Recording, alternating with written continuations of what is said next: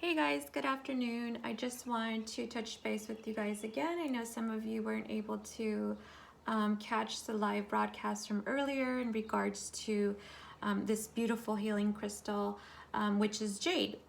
And so I wanted to make one that you guys can come back to if needed and save it on my profile for you guys. You'll find it under healing crystals under the highlights on my profile. Without further ado, jade is most popular, I would say, and from research done in Asia. As most of you know, that it's a very popular and common stone used amongst the Asian culture, but everybody loves jade, right? Everybody loves jade. This crystal, it has such a royalty to it that it just attracts so much. Hence, jade attracts good luck, good fortune, abundance, fertility, hence the word abundance. It is definitely a crystal that many use for all the positive attributes that the universe has to deliver for us. So they find it as a segue or as a tool, a key for those types of characteristics that they want in their life. You may have also seen it's used for the skin and muscles. They have created these rollers, which I highly recommend, guys, not only for your face, but for also the areas where you're most tender. So it can be used for those that have issues with arthritis, tendonitis, issues with muscle pain, you know, if you work out a lot, if you don't work out a lot, if you have circulation issues. It also helps balance the alkaline in your system. Emotional imbalance as far as, you know, what daily stress can create, anxiety, the daily issues that we all go through, right? I have noticed this week has been very heavy as well, and that was something that I mentioned earlier. And we can talk about that later. I will touch base on that later because I wanted to give you guys a little bit of a pep talk about that and why it's kind of the energy's kind of heavy right now in the universe, in all parts of the universe actually. So aside from emotional imbalances and whatnot, also ancient wisdom. So if you are practicing spiritualism at any type of path, any walk of this different spiritual realms that we believe in, whether that's, you know, holistic healing or spiritualism or pagan or Wicca or all the different types of aspects. You know, there's Ifa, which is most commonly known as Santeria. There's Palo Mayombe, which is commonly known as Palo, right? So there's all these different paths of spiritual walks of life that we are called to, right? So, but you will notice in every single one of them, there is some form of natural stone, natural healing that is a belief to be used. So natural tools, okay, that they all use, that we all commonly use, and that are universal. They're universal, and there's no way of denying it. We all just use them for different things, right? So, I mean, having said that, you know, that connects with ancient wisdom. And ancient wisdom, let's go a little bit there. This is most commonly used, you know, in China and Burma and South and North Korea, all the different countries of Asia. Outside of that, the Mayans and the Aztecs used to utilize jade immensely. I cannot stress how much it comes out in the different researches that I've done, and I'm sure you guys have as well, of what they used jade for. They used it for medicine, they used it for protection amulets, they used it for weapons as well. But one of the most common ones was those of hierarchy or royalty use jade in many different forms of jewelry. So the more jade you had, the more prosperous and higher up in the food chain, so to speak, you were. So you'll see this as a token of abundance, of royalty, of hierarchy, and nowadays you see it as forms of protection, jewelry. It's definitely, you'll see different artwork made of it. And there are different colors of jade. Okay, there's this one, the milky green, and then there's the dark green that I just mentioned earlier. It's like more of an emerald based, okay? And then there's also like an orangey red that's beautiful as well. It looks almost like a coral color. And then there's a white. It's like a milky white, which is beautiful. And so all different colors have the same properties, but I would say the most common ones are the milky green and the milky white, okay?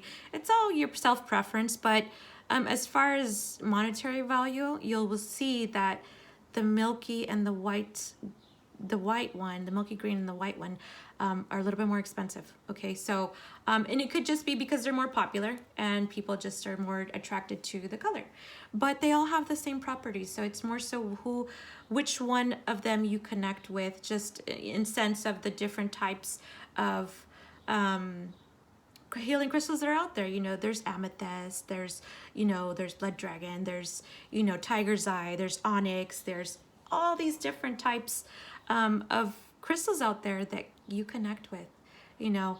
Having said that, as far as connection, as far as in chakra, this healing stone rules the heart, okay? Hence the characteristic of it allowing assistance and support with emotional imbalances, insomnia because of stress. So this really helps calm you down and calm those nerves. So it's nice to either wear a piece if you can. If you don't want to wear it, have it in your area where you relax. That could be your, I don't know, your office, your bedroom, your wherever, your bathroom where you have a nice tub, you know, your living room, your kitchen, wherever you want, wherever you feel that you need to have that Zen zone, you know. Outside of that, the zodiac that this stone connects with is Gemini, Taurus, and Aries. And I mentioned it earlier, and I want to emphasize that we all have a little bit of all signs within our chart, just a little bit more than others, okay?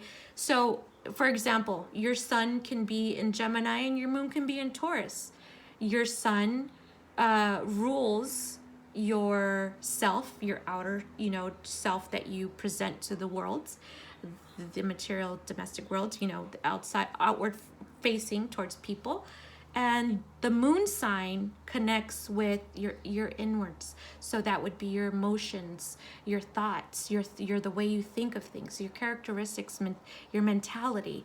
So you could say, yeah, I'm a fire sign in this, I'm a sun fire sign, but I'm a earth moon sign. So that really balances me out, you know, because fire signs are fire. Yeah, they're, you know, fire, fuego, mami.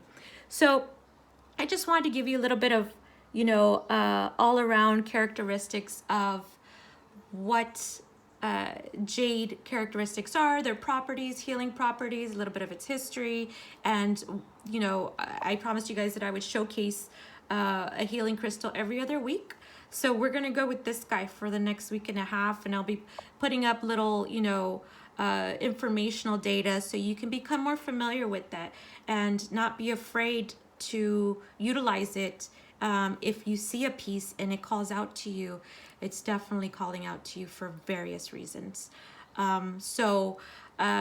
will have a few pieces in the near future, in the next, I guess, month and a half, made from jade. There will be very few because I do have a lot of people requesting jewelry made from jade or protection amulets.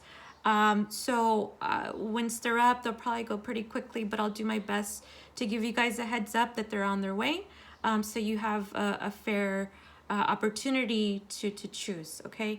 So again, this is our crystal for the week and a half, I guess you could say. And it's jade, okay? The healing crystal jade.